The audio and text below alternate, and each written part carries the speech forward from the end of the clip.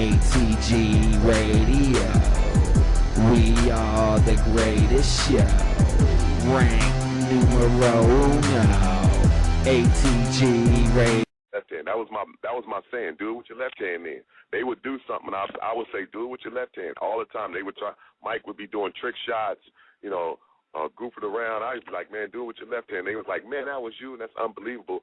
That because I wasn't a guy who really thought about playing basketball as a career or life. I just got lucky. I think maybe my last 6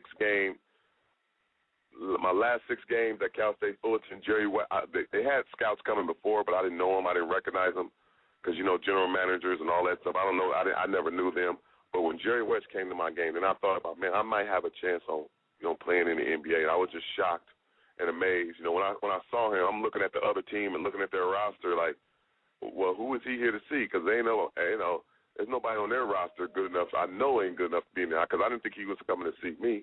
But then, it just kind of like fell into a great story, man. But that year was a great year, and personally, I think it was a supreme year for myself, not individually wise. It was just as a basketball lover, as a basketball ambassador who loves the game, who appreciates great basketball. And you said before that we didn't win the championship, but, we were playing against the God himself. So to take the God to 6 games and, he finishes off with a nice pass to John Paxson for 3. It's not that bad. But, I still get a little upset at that game because we got 2.3 or 3 seconds left, and Charles Barkley, I'm going to be very honest with you, Charles Barkley got us there, and we don't go to Charles Barkley to try to finish that game. I really didn't understand that. But that's another story. Now, Cedric, you mentioned like this. Nobody ever said. Now, I don't know if you're trying to sell yourself short in this case, but you were saying, why would I wear a Cedric Ceballos jersey? For one, I'm sure more people would have. We weren't, they weren't that accessible. It was the Sean Kemp jerseys because he was just coming out. But you go like this, Cedric Ceballos in that year and the years following that, the years before that, was a beast. Now, I'd say like that, you were a beast on the court. If I'm not mistaken, maybe I was wrong, but you were, next to Barkley, you were the next leading scorer. And because of, with Barkley coming in there and the Suns being on fire, best record in the league, burning through everybody, I don't know if you just fell under the radar, but, you were popping in there, and I could be wrong there. You would know your stats better than I would, but you were dropping 20, 21 points, and you continue to do so. For those years while you were in Phoenix. But I remember that year you were just, I think, right next to Barkley as far as leading scorers. As I said, 7-8 boards a game, and kind of switching on to it after that. I remember that year, and I think it's like this, and I'm not trying to put any blame on you, but you didn't become a three-point shooter until the year after. Right. I don't think I took any. I remember because you started sinking them at good points. But I remember you would never take a shot, but you were still putting in them points and making them plays. And I remember that 93, and it was like right after that, something just you start sinking them. Right. I wasn't a 3-point shooter until I got to Los Angeles and playing for the Lakers, and that was only because of we had to spread that offense. We had a really upbeat offense, but we had to spread it a little bit, and the more opportunities were there to take it. With the Phoenix and that team, the NBA just kind of picks and chooses on who they kind of just gravitate to. Like I said before, I was the last pick in the draft. I wasn't really supposed to be where I was supposed to be. And don't get me wrong, at that time I did go bananas. I was really playing well, great basketball, and I think that the reason why everybody kind of gravitated to that because they figured they could do the same. I love Michael Jordan. I love Charles. When they have the basketball, even Kobe Bryant and LeBrons of the day, when they have the basketball, they just command so much attention, and everybody doesn't think that they can do that. But a lot of people do feel at home that they can run up and down with the NBA players and make a couple of buckets, and that's what I was doing. I was running up and down, and I was making more than just a couple of buckets. I was finishing a lot of things. So I think that's why a lot of people, just really never go, okay, this guy needs to be a man. He needs to be a star. But then again, we got Barkley on our team. He's an all-star and a Hall of Famer. Dan Marley's going to be a Hall of Famer soon. Kevin Johnson was an all-star at the time. Tom Chambers, All-Star. We had Danny Ainge, who's going to get in the Hall of Fame. He's going to get his nod, too. I mean, we had unbelievable players on that team. So it wasn't like even though I was the second leading scorer of the team, we had some pretty big dogs on that team. Now let's go back into the future. What's going on now? I mean, you're still playing. You're still playing ball. You didn't give up. As you said, you retired. You finished up in the NBA. You said at 30. But you go back to now.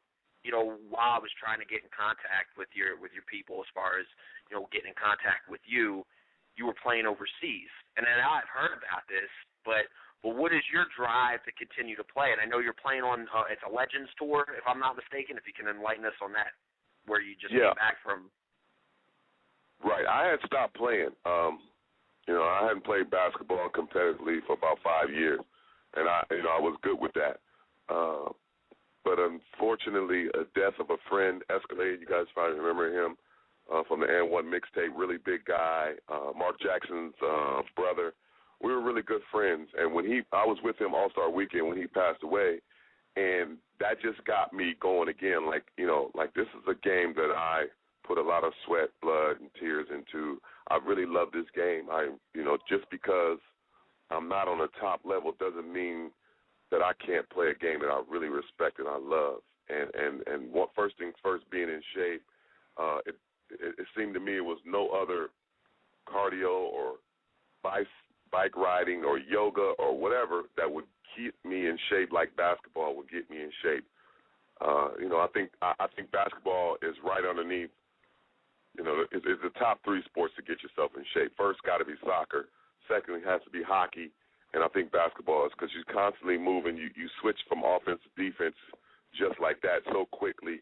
So you get your heart rate going. You constantly moving. Just hockey has a bigger rink than the court.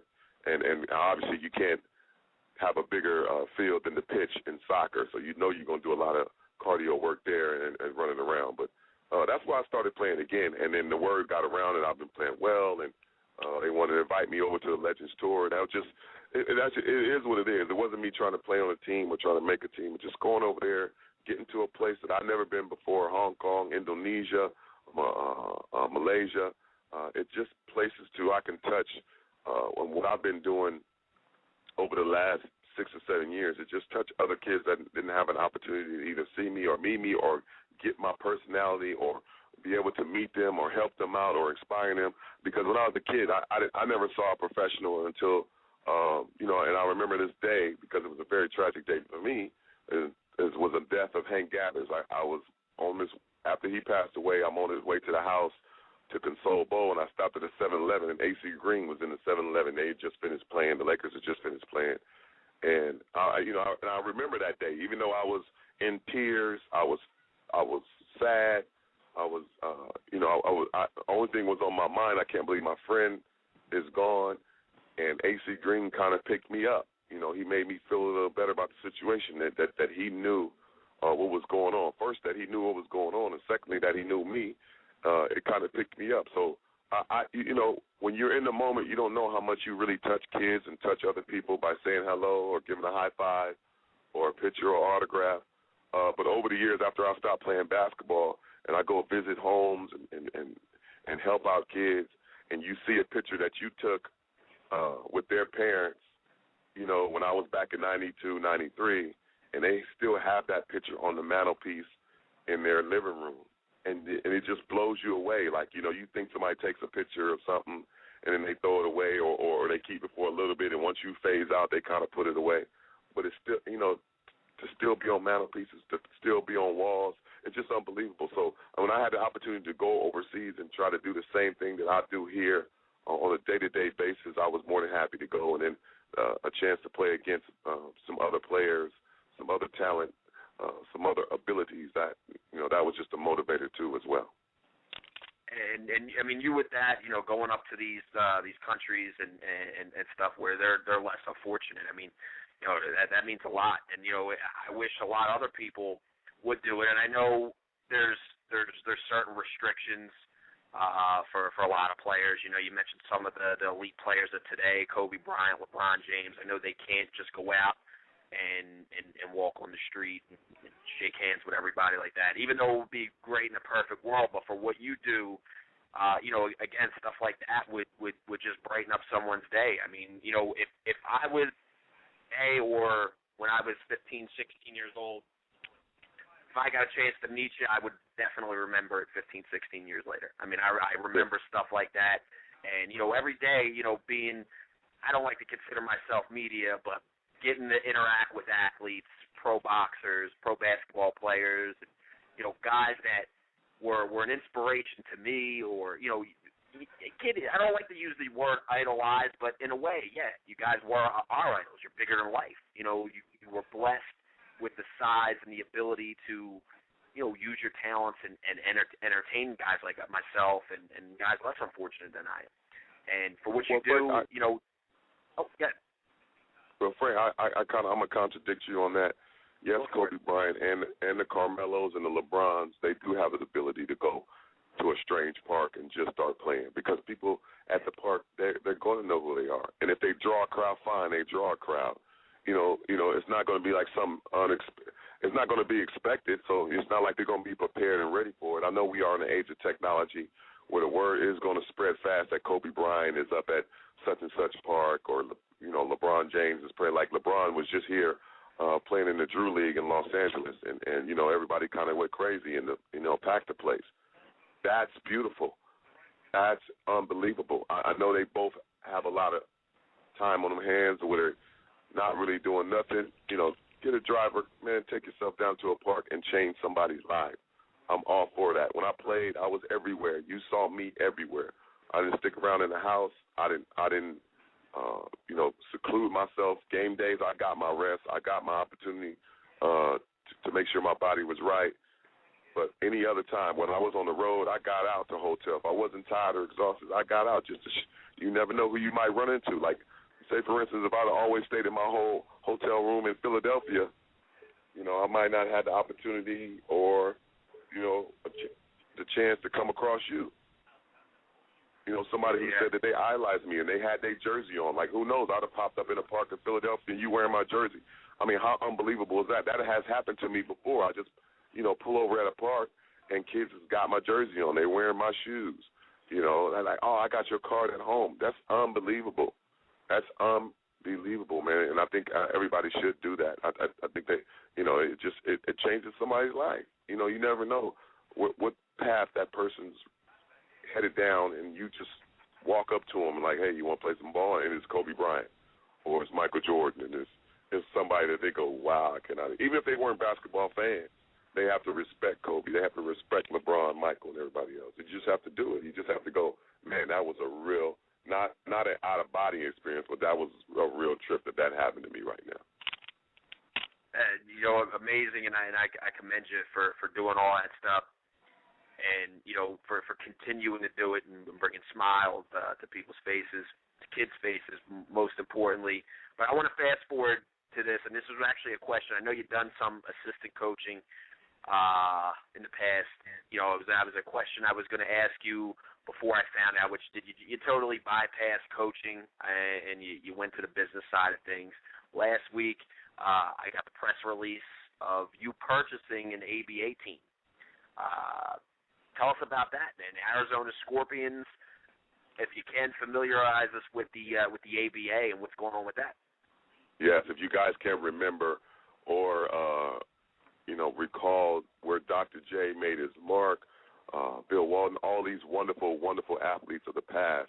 They started out in the ABA. ABA was a contender of the NBA back in the day. It fell off because of the media attention that the NBA had. Now it's on the resurgence. They really have a commitment to it. We had a lot of leagues, a couple years ago. We had the CBA. Now we got the NBDL. We got the IBL. There's a lot of leagues around the states that, people are not really familiarize themselves with.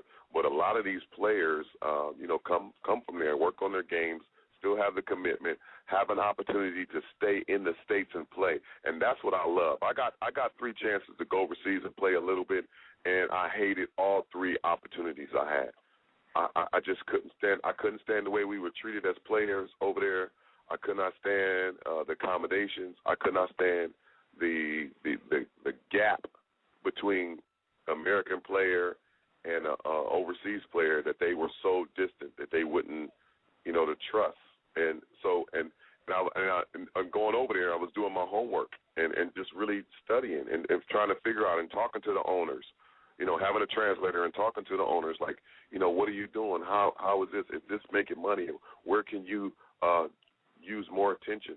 Why isn't it as big as it is over in the States? And I had the fortunate opportunity to be working for the Suns going on my 10th year, and then I'm in Jerry Colangelo's office. I'm in Robert Sarver's office, talking to Rick Wells, getting familiar on exactly, what goes and what doesn't go, what you have to push for, what you shouldn't push for, what's most important about basketball, and what's the least important thing.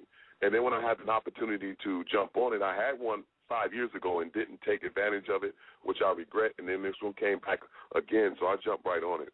The Arizona Scorpions are going to be a great opportunity for family entertainment. If you guys ever get a chance to come into Arizona during the basketball season, come check it out. I even thinking about playing to try to help the marketing of the place, of the team, of the whole league. They're also starting the Legends ABA, which Julius Erving is the commissioner of, which means that they're going to really try to take it back to the classics and put it in a perspective on how it used to be, and the same teams, and try to collaborate them with the teams, the NBA teams, and sort of a even more entertaining minor league that has more fun, more points, more excitement involved. It's still a couple of things that the NBA has taken from the ABA over the years. When they light up the backboards, they light up the scores table when the buzzer sounds, to let you know, they got that all from the NBA, from the ABA. So there's some stuff there that could be, tweaked and put into perspective. And my motivation, one, as a businessman, is obviously to put a good product out for the fans, but two, to keep some of our good athletes who are not ready to go to the NBA to not make that plunge, or just didn't get to the right team, the right time, but still have an opportunity to make some money. Because I played with a lot of great players who never made it to the NBA, but they could have made a pro team, but didn't have a chance to go overseas. And that's a long way away to being away from your family. And a lot of people, don't take full advantage of that scenario, and they end up coming back because, either they get homesick or it's just a culture shock. So first things first, let's take care of the business and the fans. And if I can take some of those players from going over that season, leaving their families and staying here, I'll be more than happy to do so.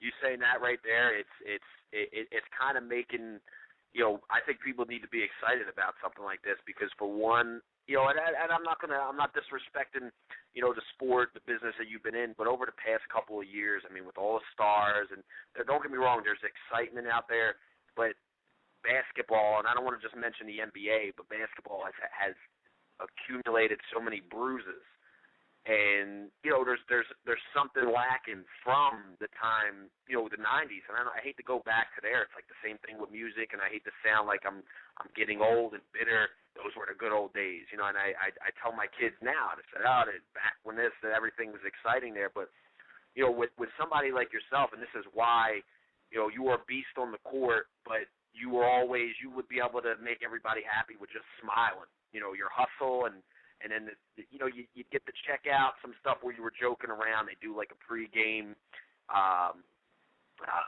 little promo, and you catch yourself and teammates messing around, and it's stuff like that has you relate to the regular guy, and that's why I guess at that time I grew up poor.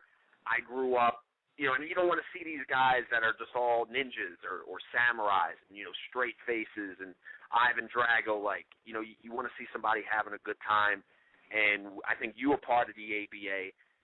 And with this, I mean, I'm not trying to pitch for you, but I think with you being with the Arizona Scorpions, I think you might be able to put a product out there that nobody's ever seen, excitement, like something for everybody. Because you mentioned it like this. I was a little bit too young to appreciate the ABA, but everything that I think the NBA had become coming from that point where they took over, they took the Nets, Dr. J, and all the players from there. You know, it is what it is today. I think because of the ABA and with the resurgence, the revival of it, Cedric Ceballos being a part of it.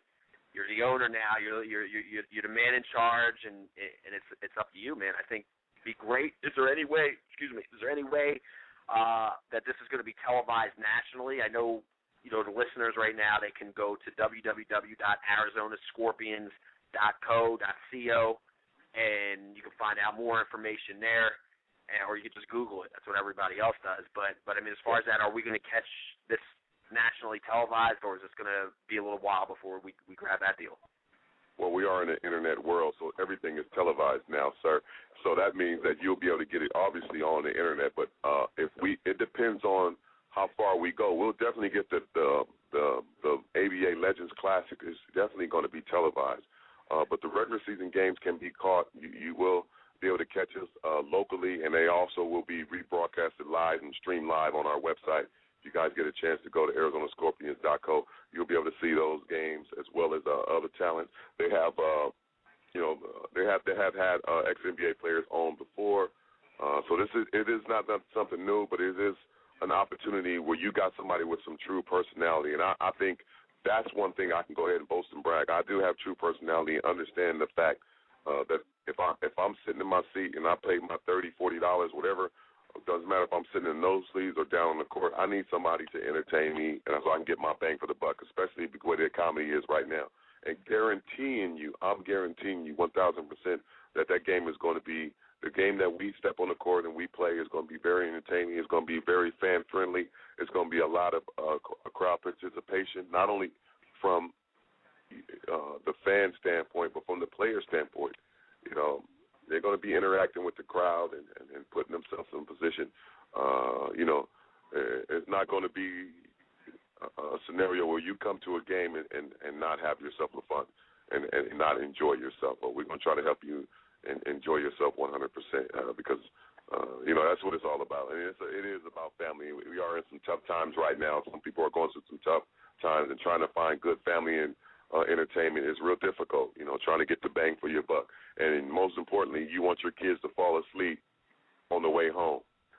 If your kids fall asleep on the way home, you did a great job because they pushed their energy to the limit, had a great time, and they're just exhausted on that ride home, and you end up carrying them up the stairs and putting them in the bed. And that's what I want every kid and every parent to do after coming to see an Arizona Scorpions. Cedric, you're a marketing genius. I like that little technique, just with the kids going to sleep. That's the truth. We hope when we take our kids out that they go to sleep so we have a little bit of time to spend with ourselves. I got an idea for you. Last thing, I know we kept you a little bit, you got some stuff to do.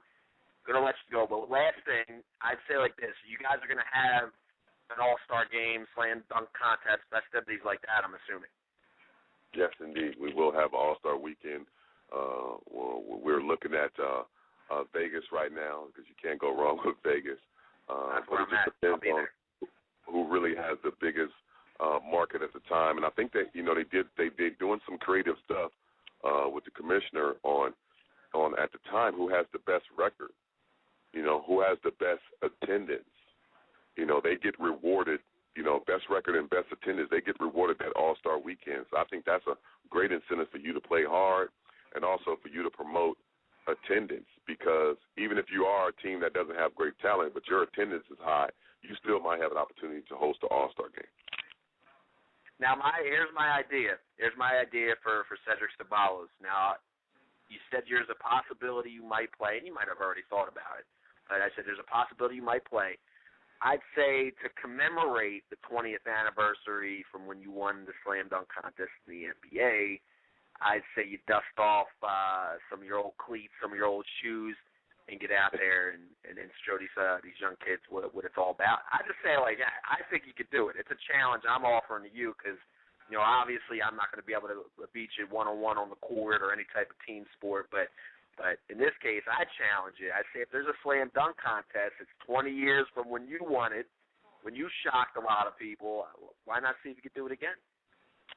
I'm all for it. I mean, if I'm playing on that team, first things first, I'm making an all-star team. And if I go to All-Star Weekend, I'm definitely going to display my skills. And who knows, I might have to break it out, dust it off a little bit, and prove to everybody again so they can go ahead and examine the blindfold that I couldn't see and doing the whole thing. But, you know, it's about entertainment. It's about fun, and that's what I'm all about. Like you said before, I mean, I assumed it when I played basketball. Now that I'm in the ownership chair, it shouldn't be a problem me doing the same thing now. Well, Cedric Ceballos, listen, man, you know, I know, like I said, your time is extremely valuable. As a fan, I hogged up all the time with you on my own. I got to ask you again, this is something we do all the time. You're alumni, a part of ATG Radio, and again, ATG stands for all-time great. That's what you are, trendsetter, just an all-around great human being, businessman. You got a lot of stuff going on. I will get back with your publicist, and I will, if it's possible, that's why I'm checking with you. If it's possible, then we get you back on the show again. I mean, it's so hard just within the 40 minutes that we had you on the show to basically get everything out of you. I know there's a lot of people excited about you being on the show today. A lot of people right now messaging me. There's a whole bunch of stuff going on, but if we could get you on the show sometime in the future, just like I said, a few more minutes of your time, it'd be great. If it's possible, I got to put you on the spot again. Yeah, no problem at all, man. I'm all for it. And then for everybody who's messaging my man Frank right now, go ahead and ask any questions you want. Follow me on Twitter at Ced Ceballos. I'm a Twitterer. I answer questions. I tweet back. I do everything. And also I'll be in Las Vegas this weekend. It's my birthday weekend, so I'll be out there just hanging around. I'm also going to be at the Galleria inside the Planet Hollywood Hotel, DJing a little bit, goofing around. You know what? If you're going to be around this weekend, I'm going to do my best to try to get in touch with you off the air. I just get an opportunity to meet you in person. If you're going to be in Vegas, I live in the Summerlin area, about 15 minutes from the Strip. I would love to come meet you, shake your hand. Not take too much time. Just snap a picture with you. Man, one of my favorite players of all time, Cedric Ceballos. Cool, no problem, man. I look forward to meeting you and also taking that picture, man. So anybody else out there, man, that wants some more information about me or about the Arizona Scorpions, you can also go to ArizonaScorpions.co, or you can follow me on Twitter, and I'll answer any questions that you want. It's twitter.com/Ced Ceballos. Cedric Ceballos, we appreciate your time tonight, man. And, again, can't wait to meet you, and I hope to have you back on the show sometime in the future. Appreciate everything you've done, all the entertainment you provided us, and just coming in here talking with us for a few. God bless you, man. Really appreciate it. Thank you, man. Appreciate you guys. You guys are all-time great. Thank you, sir.